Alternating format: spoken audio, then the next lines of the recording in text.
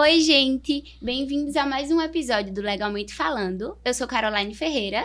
Eu sou Sofia, nós somos estudantes do 7º período da UNEAL e hoje convidamos o professor Cláudio Canuto, professor do nosso curso, advogado há 25 anos e escritor também, para falar um pouquinho sobre a advocacia e a trajetória dele no direito. E aí, professor?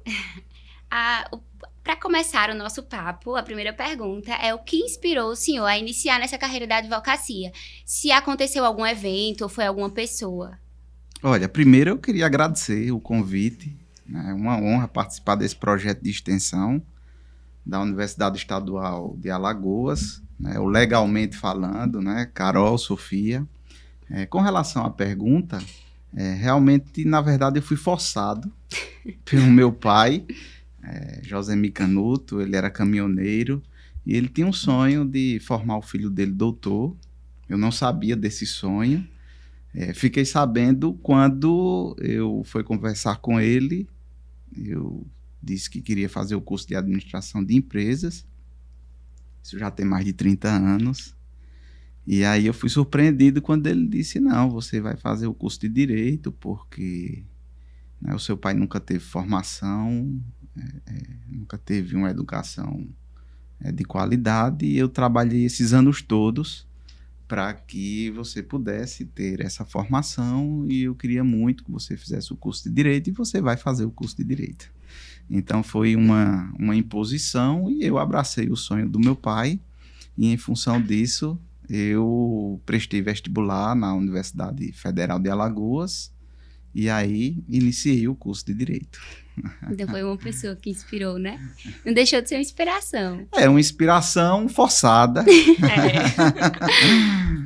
Depois isso se tornou o seu próprio sonho, né, professor? E ao longo da sua carreira, o senhor lembra assim, de alguma conquista que seja muito marcante ou de um desafio que tenha sido marcante também para ser o seu principal ponto crucial ali de carreira, assim? A partir daqui, eu me tornei advogado. Olha, eu fiz o curso todo, né, sem ter um propósito de vida. Na verdade, eu não tinha intenção de ser advogado. Por incrível que pareça, eu não tinha intenção de ser nada, né, apenas terminar o curso. Mas teve o start, né, o insight, que foi aquele momento quando já formado, quando estagiando, ou seja, eu fiz um estágio já formado, porque naquela época a gente não tinha as opções e as oportunidades que nós temos hoje.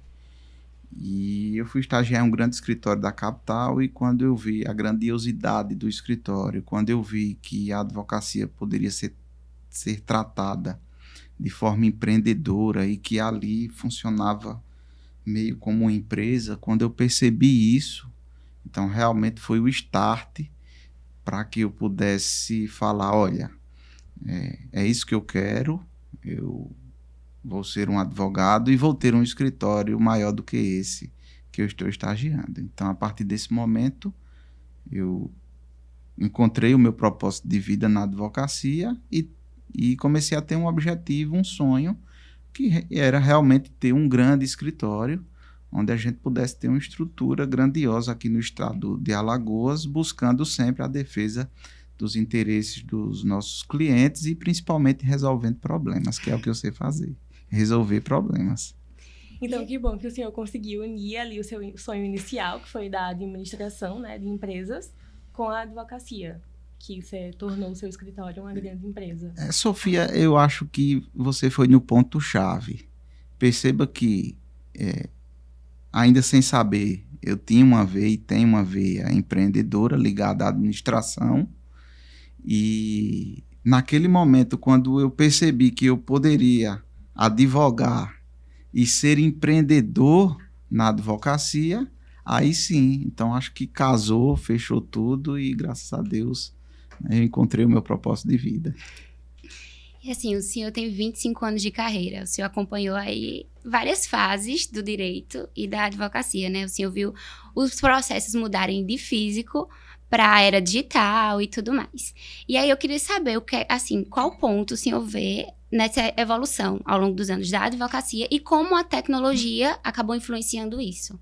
Olha, eu comecei a datilografar em uma máquina de escrever. Então, eu aprendi datilografia em uma máquina de escrever. Então, realmente, eu acompanhei toda essa evolução, desde a máquina de escrever até o surgimento do computador, tá? do fax, né? Eu utilizei muito fax, e aí veio já uma evolução com a internet, o surgimento do e-mail, né? Que ajudou muito a advocacia, e agora nós estamos no ápice, eu diria assim, com relação ao surgimento da inteligência artificial. Então, o que eu vejo com relação a essa evolução é que nunca na história da advocacia um advogado teve tanta oportunidade como ele tem nos dias atuais. Então, para quem quer advogar, o momento é esse, a chance de você conseguir os seus objetivos e conseguir o sucesso, ser um advogado rico, né? Que isso é uma consequência lógica do sucesso, o momento é agora. Então, é um momento incrível da humanidade, onde especificamente para a advocacia é um momento de ouro, porque as oportunidades estão aí. Eu sou de uma época que, para você fazer sucesso, você tinha que sair no Fantástico, né? Tem internet. E hoje não, hoje você tem um canal no YouTube, você vem para um podcast e você pode, né, criar sua autoridade. Então, o advogado, através da internet, ele pode criar uma autoridade mais facilmente, e as oportunidades são inúmeras, porque a sociedade ela evolui muito, né? E dentro dessa evolução vão surgindo novas situações, né? Novos ramos do direito, e as oportunidades estão aí. É fantástico. Que bom. O senhor é muito conhecido na sua área de direito empresarial. O senhor tem como falar um pouquinho sobre como iniciou, por que você foi para essa área? Tenho, como aconteceu? Sim. Olha, quando você inicia a advocacia, e principalmente naquela época, foi muito difícil. Eu não tinha noção de empreendedorismo jurídico, eu não tinha noção de gestão, apesar de estar na veia, mas a gente não tinha noção, não tinha internet, não tinha os cursos, né? A informação ela não era propagada como era hoje.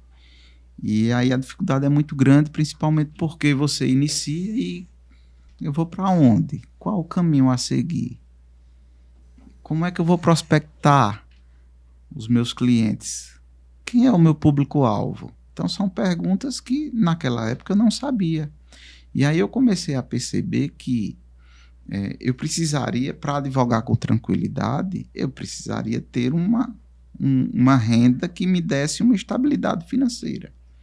A partir daí, eu percebi que trabalhar para as empresas poderia me dar essa estabilidade no momento em que eu oferecesse um serviço a ela e que a retribuição desse serviço, a remuneração por esse serviço, fosse paga de forma mensal.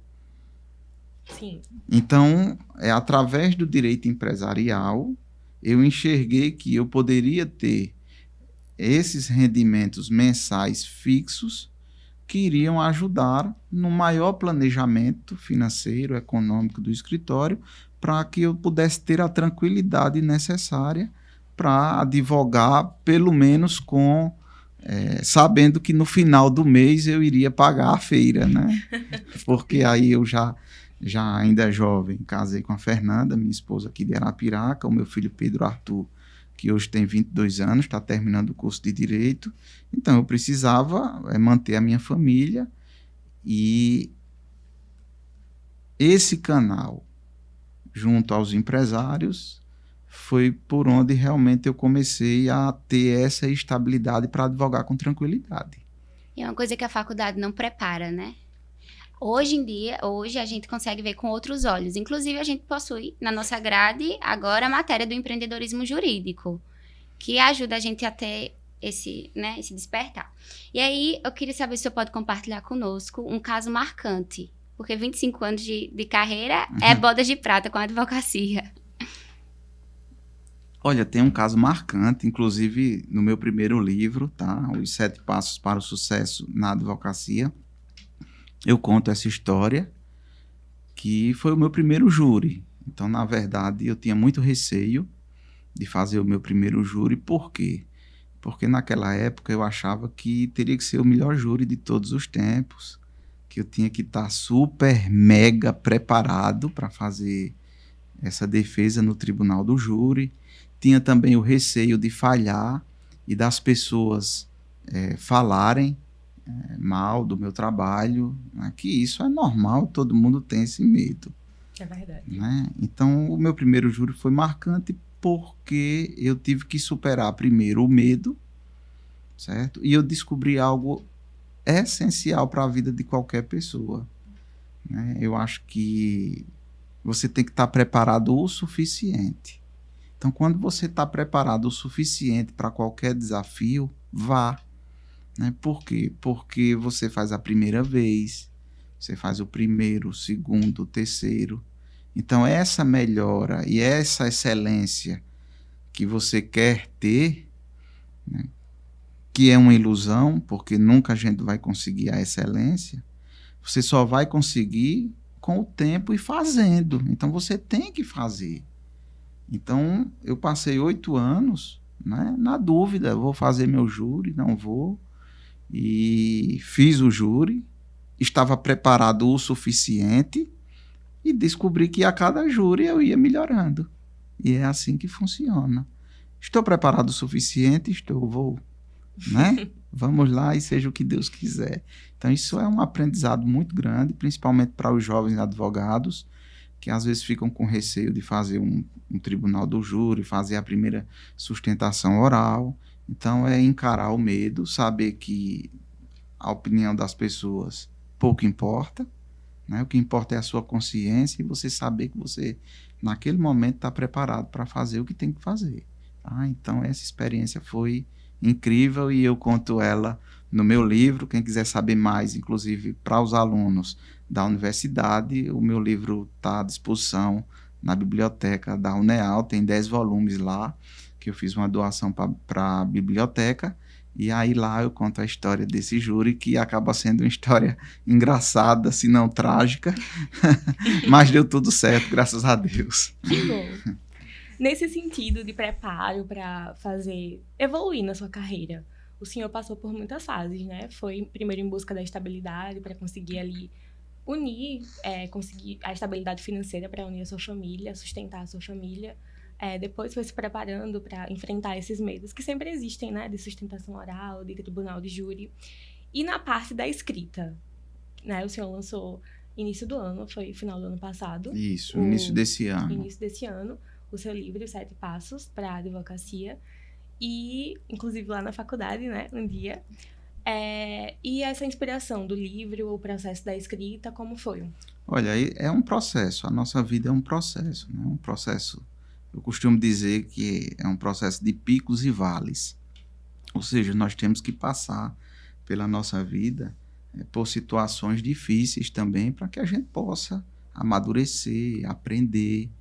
Então, dentro desse processo, eu ainda sou jovem, estou com 48 anos de idade, mas assim, dentro desse processo, eu passei por uma evolução como pessoa. Né? Passei por uma evolução, principalmente com o exercício da advocacia, com a docência, me ajudou muito. Né? Hoje eu tenho dentro de mim o ideal de servir como o meu propósito de vida. Então, não é o dinheiro. A advocacia é em busca de ajudar pessoas, transformar a vida das pessoas. O dinheiro é uma consequência disso. Então, dentro dessa evolução, né, unindo o meu trabalho de servir a comunidade com a docência, eu fiz um curso de coaching em 2017, para aprimorar a minha capacidade emocional de lidar, né, com todas as situações da vida, e a partir desse momento eu me senti preparado para fazer o primeiro livro. Confesso que achei que não iria conseguir, tá? Mas desejei muito isso, e quando a gente deseja tem fé e é persistente, a gente consegue. E o processo da escrita ficou travado durante alguns anos, mas quando eu consegui destravar, foi quando eu percebi, aí eu volto de novo, que eu estava preparado o suficiente para lançar esse primeiro livro, e eu descobri o método e agora não paro mais, né? Inclusive eu já estou na metade do segundo livro, vamos lançar agora também no mês de março do próximo ano, e eu estou muito feliz com essa nova vida ligada também à literatura, porque é uma outra forma de deixar um legado para a humanidade, não só com o nosso trabalho, mas agora de uma maneira imortal, né? Porque o livro fica aí para as novas gerações, e eu acredito que a minha história é uma história que pode sim inspirar muitas pessoas, porque é uma história verdadeira. Tá? Então, no livro eu conto a minha história, desde o meu nascimento até a atualidade, mostrando essa conexão entre os erros e os acertos, as dificuldades e a conclusão que eu cheguei com relação aos 7 passos para o sucesso na advocacia. E se o senhor pudesse destacar um desses 7 passos, qual o senhor destacaria? Olha, eu destacaria o primeiro, é o principal. Primeiro passo, que é o equilíbrio mental. Ou seja, não adianta você querer ser bom em alguma coisa se aquilo não encanta você, se você não é apaixonado, né? Então, se você descobre que o seu propósito de vida está na advocacia, qual é a consequência disso? Você não vai desistir do seu sonho. Então, eu comecei do 0 3 vezes e nunca desisti do meu sonho. Começo do 0 4, 5 mil vezes. Por quê? Porque é o meu propósito de vida. Então, quando você tem equilíbrio mental para entender isso, e entender que essas barreiras existem, mas que elas podem ser superadas, você não desiste da advocacia. Então, por quê? Porque o propósito de vida vai trazer o amor e a coragem. Tá? Então, quando você tem um propósito de vida, ele traz junto a você essas emoções, a coragem de lutar, de buscar, e principalmente o amor. Ou seja, sem o amor não tem como a gente conquistar nada, e é através do amor que nós ganhamos força justamente para lutar pelos nossos objetivos. E é um passo que aborda muito além do profissional, né?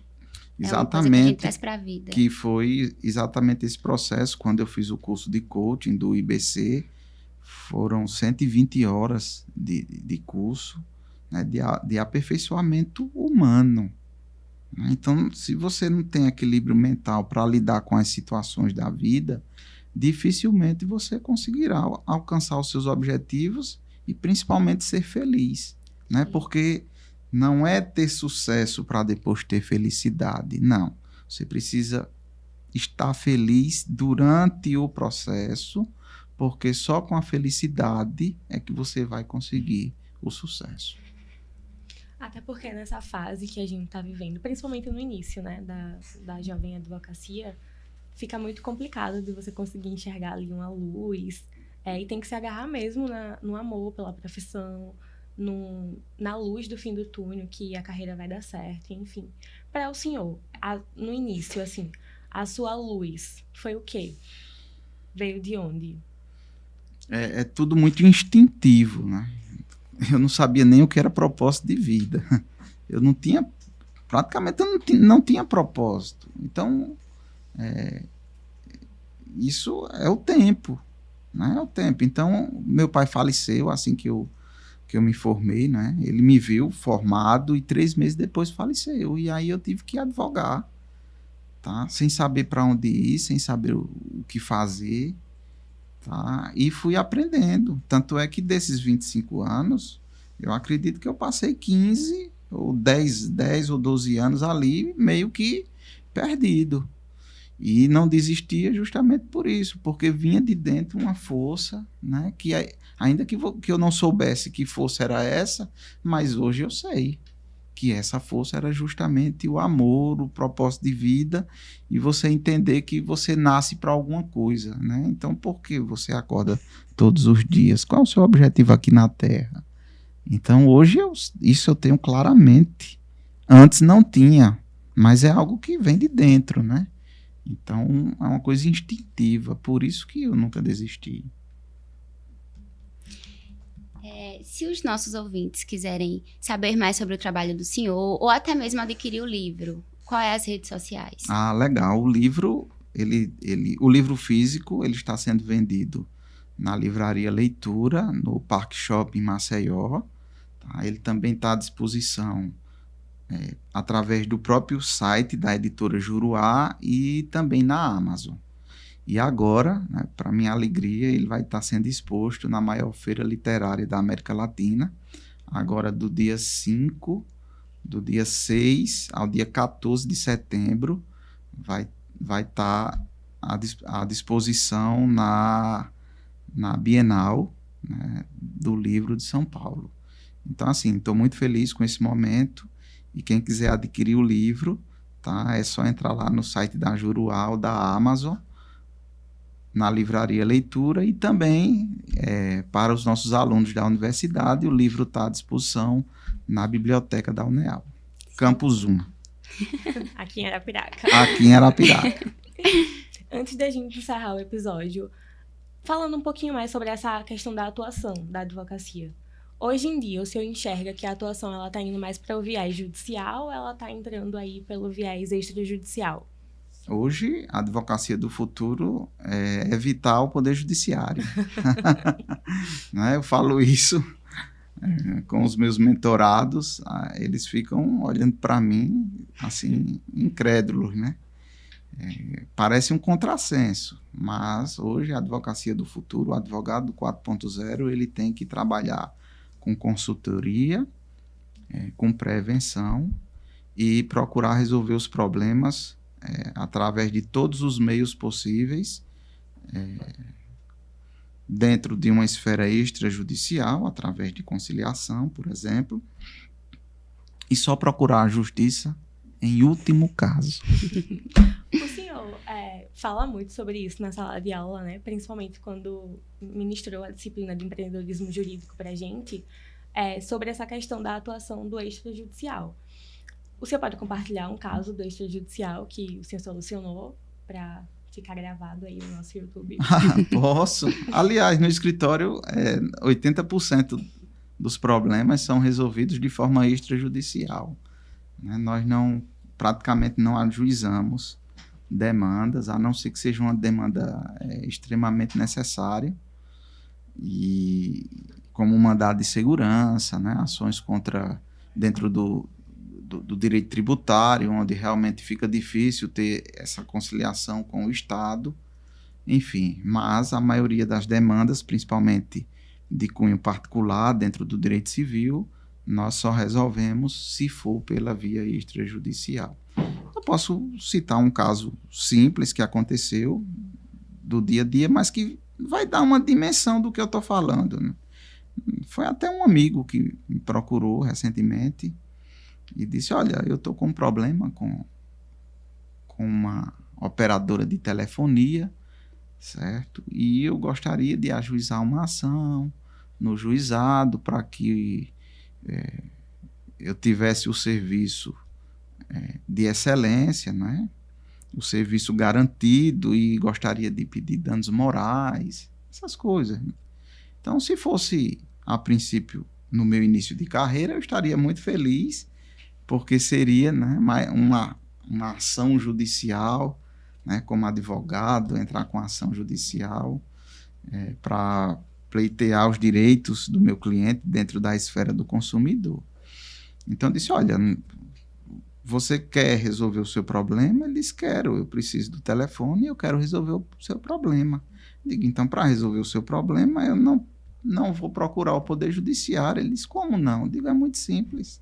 Eu vou aqui no site da Anatel, que é a agência reguladora das empresas de telefonia, vou lá na ouvidoria, já abri aqui o computador e fizemos a reclamação na Anatel, e com 24 horas o problema dele já estava resolvido. Então, o cliente quer que o seu problema seja resolvido. Se eu fosse ajuizar uma ação, teria uma audiência com 3 meses para chegar lá, não ter acordo, vai para uma sentença, né? Às vezes nem resolve o problema, demora muito e você gasta muita energia e não consegue resolver. E esse problema foi resolvido em 24 horas apenas com um e-mail encaminhado para a agência reguladora. E ainda ia sair sem o dano moral, né? E ainda ia sair sem o dano moral, ou seja, iria sair frustrado e achando que o advogado não era bom. Bom, a gente agradece a presença do professor Cláudio Canuto no nosso podcast, que compartilhou um pouco aí da sua trajetória na advocacia, da atuação hoje em dia e principalmente, né, da advocacia 4.0. Eu que agradeço a presença, saiu daqui muito feliz, né? E parabéns, viu, meninas? Vocês conduziram muito bem o episódio e agradecer à universidade, através da professora Marine Alves, porque esse projeto de extensão, ele é um projeto muito importante não só para a universidade, mas também para toda a comunidade. Grande abraço. E assim, concluímos mais um episódio do Legalmente Falando. Agradeço a atenção de todos e até a próxima.